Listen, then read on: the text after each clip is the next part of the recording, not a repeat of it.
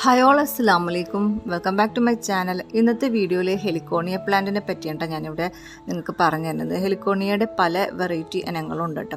അപ്പോൾ അത് ഈ പ്ലാന്റിൻ്റെ പ്രത്യേകത എന്ന് പറഞ്ഞാൽ അതിൻ്റെ ഫ്ലവേഴ്സാണ് കേട്ടോ. ഈ ഫ്ലവേഴ്സ് ലോങ് ലാസ്റ്റിംഗ് ആണ്, അതായത് പെട്ടെന്നൊന്നും വാടിപ്പോകത്തില്ല, നല്ല ഫ്രഷ് ആയിട്ട് തന്നെ ഉണ്ടാവുകയും ചെയ്യണം.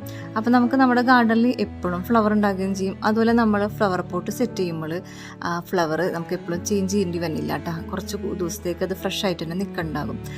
പിന്നെ എന്ന് പറഞ്ഞാൽ ഈ പ്ലാന്റിൻ്റെ പ്രത്യേകത എന്ന് പറഞ്ഞാൽ ഈ ഫ്ലവേഴ്സിന് നല്ല മാർക്കറ്റ് റേറ്റ് ഉള്ളതാണ് കേട്ടോ. അപ്പോൾ നമുക്കിതൊരു കൃഷിയായിട്ടൊക്കെ വേണമെങ്കിൽ ഡെവലപ്പ് ചെയ്തെടുക്കാവുന്നുള്ളൂ കേട്ടോ.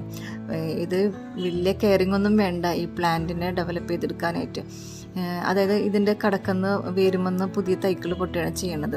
അപ്പോൾ നമുക്ക് പെട്ടെന്ന് തൈകൾ ഉണ്ടാകുകയും ചെയ്യണ്ട.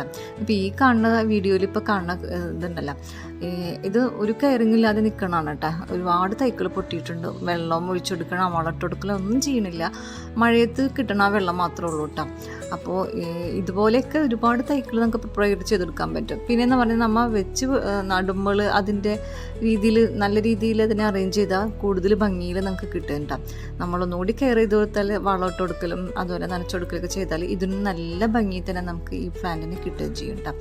അപ്പോൾ നമ്മളൊരു പോട്ടിലാണ് സെറ്റ് ചെയ്ത് കൊടുക്കണമെങ്കിൽ ആ പോട്ടിൻ്റെ ഷേപ്പിൽ തിങ്ങിയത് നല്ല ഭംഗിയിൽ കിട്ടുന്നുണ്ട്. അത്യാവശ്യം വലിപ്പമുള്ളൊരു പോട്ടിൽ ഒരു സ്ക്വയർ പോട്ടോ റൗണ്ട് പോട്ടിലോ ഒക്കെ ചെയ്ത് കൊടുത്താൽ നല്ല ഭംഗി കിട്ടും.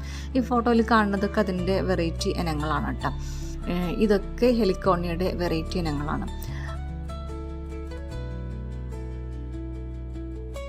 ഈ ഫ്ലവേഴ്സ് നമ്മുടെ വീട്ടുമുറ്റത്തുണ്ടെങ്കിൽ എപ്പോഴും കിളികളും ചിത്രശലഭങ്ങളൊക്കെ വന്നുകൊണ്ടിരിക്കട്ടെ. ചെറിയ ഹമ്മിങ് ബേർഡ്സൊക്കെ ആയിരിക്കും കൂടുതലും വരുന്നത്.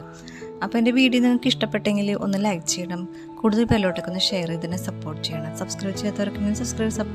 വീണ്ടും ഇൻഷാ അല്ലാഹ് അടുത്ത വീഡിയോ കാണാം. അതുവരെ അസ്സലാമു അലൈക്കും. Take care.